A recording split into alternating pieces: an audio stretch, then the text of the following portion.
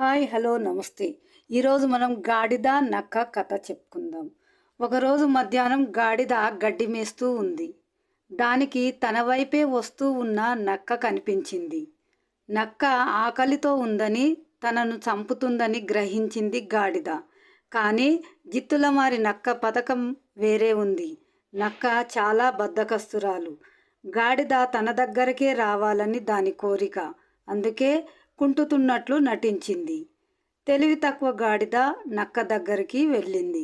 మిత్రమా, కుంటుతున్నావెందుకు అని అడిగింది. కాలికి దెబ్బ తగిలింది జవాబిచ్చింది నక్క. గాడిద ఏమీ ఆలోచించకుండా ఇలా అంది.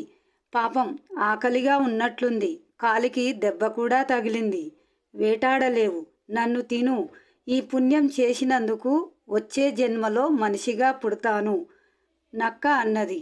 నాకు నిన్ను తినాలని లేదు, కానీ తప్పదంటున్నావు కాబట్టి తింటాను. అప్పుడు గాని గాడిదకు తనెలా ప్రమాదంలో ఇరుక్కున్నది అర్థం కాలేదు. అది ఇలా అంది. నా వెనుక కాలిలో ముళ్ళు దిగింది. ముందు కొంచెం దాన్ని తీసి తర్వాత తిను. నక్క సరేనంది. గాడిద వెనక వైపుకు వెళ్ళి దాని కాలితో ముళ్ళు కోసం వెతకసాగింది. గాడిద తన బలమంతా ఉపయోగించి నక్క ముఖంపై ఒక్క తన్ను తన్ని పారిపోయింది.